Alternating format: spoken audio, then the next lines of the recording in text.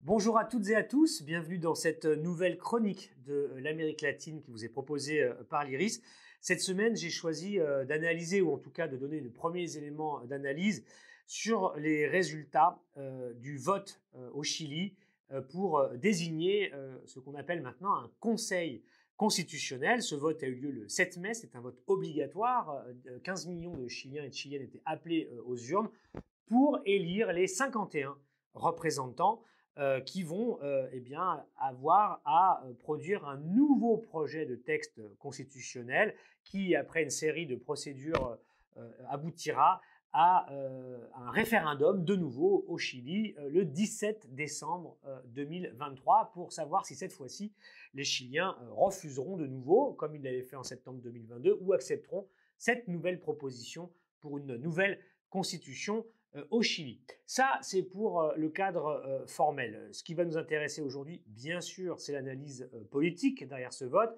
Ce vote est un coup dur pour le gouvernement de centre-gauche de Gabriel Boric, qui a été élu en 2021, issu des grands mouvements sociaux de 2019, qui avait comme principale, ou une des principales, en tout cas, revendications, précisément ce changement de constitution et cet appel à une assemblée constituante pour une nouvelle constitution qui a connu beaucoup de péripéties qu'on a ici analysées souvent, donc je ne vais pas m'attarder aujourd'hui là-dessus, même si ce serait important d'avoir tout le film pour comprendre ce qui se passe. Mais en tout cas, en septembre 2022, je vous disais, le premier projet de nouvelle constitution, préparé lui par les secteurs les plus progressistes, les plus à gauche du Chili, a été massivement rejeté, on s'en souvient, en septembre 2022, par près de 62% des Chiliens qui avaient dit non à cette nouvelle constitution, obligeant le gouvernement de Gabriel Boric à réinventer une formule, celle dont nous parlons, qui aboutit à l'élection d'un conseil constitutionnel qui est encadré depuis le départ par les travaux d'un comité d'experts, de 24 experts constitutionnalistes et juristes,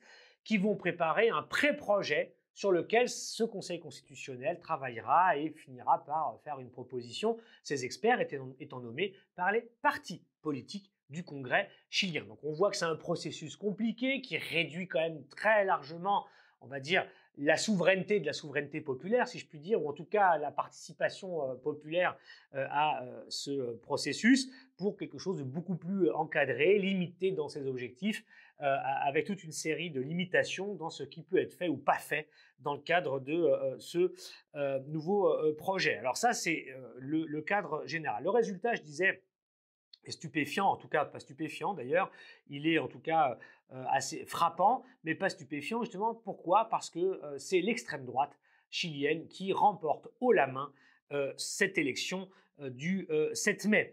Avec près de 35% des voix, le Parti républicain, qui est l'équivalent, on va dire, du bolsonarisme, dirigé par José Antonio Cast, on s'en souvient, lui aussi, on l'a peut-être trop rapidement oublié, qui avait fini premier au premier tour de l'élection présidentielle de 2021 devant M. Boric pour finalement s'incliner au deuxième tour avec 44% des voix.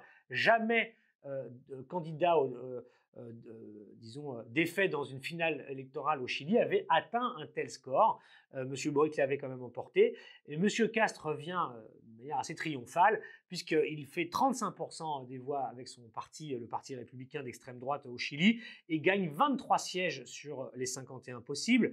La droite, disons, traditionnelle, chilienne, fait, elle, 21% des voix, et au final, eh bien, la droite, dominée largement par l'extrême droite en son sein, eh bien, fait près des 2/3 des sièges à elle seule de ce nouveau Conseil constitutionnel et enlève à la plateforme, la coalition gouvernementale qui intègre toutes les forces de gauche, Parti communiste, Parti socialiste, les partis ou les mouvements issus des mouvements sociaux de 2019, n'atteignent que 29% des voix et n'auront que 16 sièges. Ils n'auront donc pas de minorité de blocage dans cette constituante, dans ce Conseil constitutionnel qui va, eh bien, de fait, qui va donner toute latitude pour la droite et l'extrême droite dans la rédaction de ce texte. Alors évidemment, le résultat est frappant. Pourquoi? Parce que c'est un coup dur pour le gouvernement de gauche, c'est une nouvelle défaite dans les urnes pour ce gouvernement et c'est une nouvelle montée en puissance de l'extrême droite dans le paysage politique chilien. Alors, il y aura beaucoup à dire. D'ailleurs, à l'IRIS, on fera un séminaire et un webinaire bientôt pour aller plus loin dans l'analyse. Mais on peut tirer 2-3 éléments à cette étape. Le premier, c'est que la droite et l'extrême droite dominent. La deuxième, c'est que dans cette élection, il y a près de 22% des Chiliens, alors que le vote était obligatoire, eh bien, qui ont décidé tout simplement de mettre un bulletin blanc ou bulletin non inscrit. C'est énorme. 22%, c'est quasiment la deuxième force qui s'est exprimée dans les urnes après l'extrême droite. Et on peut imaginer que dans ces 22%, on trouve une bonne partie de la jeunesse chilienne et aussi une partie de l'électorat de gauche qui n'a pas voulu cautionner un processus de leur point de vue cornaqué par un comité d'experts qui a été désigné par les partis politiques, etc., ce que j'expliquais auparavant, et qui donc n'a pas participé. C'est la première fois qu'on voit ça. On voit aussi que la disparition des partis du centre droit chilien qui ont disparu, qui n'avaient pas voulu s'allier avec M. Boric et qui n'ont eu aucun élu dans ce Conseil constitutionnel. Une grande partie des figures de la vie traditionnelle chilienne n'ont pas été élues dans le Conseil constitutionnel. C'est donc une défaite aussi pour une partie du centre droit qui a été broyée finalement entre la gauche et l'extrême droite chilienne.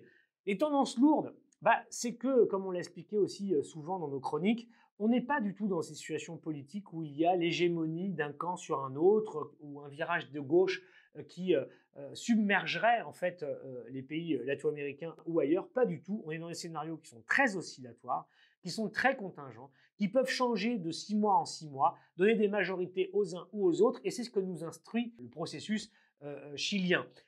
Monsieur Boric aujourd'hui en difficulté comme rarement il l'a été, dans un contexte où finalement les gens sont allés voter pas tellement sur les questions constitutionnelles, mais pour envoyer un signal de sanction à ce gouvernement, tandis que les questions qui sont au centre de l'agenda politique quotidien aujourd'hui au Chili sont les questions sécuritaires, de criminalité, les questions migratoires.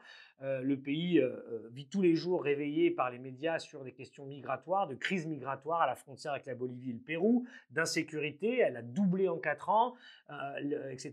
Donc, c'est ça qui fait le cœur de l'agenda dans lequel les gens ont voté. Et ça, bien sûr, ce sont des thèmes sur lesquels l'extrême droite et la droite peuvent monter en puissance face à la gauche. Donc c'est ça qui explique aussi le contexte de ce vote. Et puis enfin, ça nous montre bien les tendances générales. Les tendances générales, c'est qu'au Chili comme ailleurs, la poussée des extrêmes droites, des courants, on va dire, nihilistes, des courants qui sont suprémacistes ou qui sont nationalistes, c'est partout. C'est au Chili, c'est aux États-Unis, c'est en France, c'est en Espagne. Dans beaucoup de pays, on le voit monter. C'est une tendance de fond que nous rappelle également ce vote chilien. Alors, quelles sont aujourd'hui les perspectives à l'issue de ce vote ?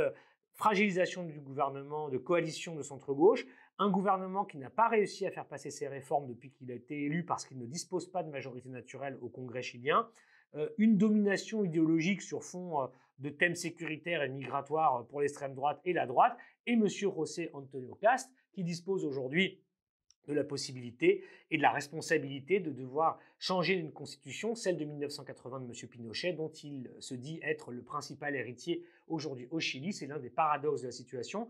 Mais il va arriver à la droite et à l'extrême droite la même chose qu'il arrivait à la gauche lors du précédent épisode de 2022.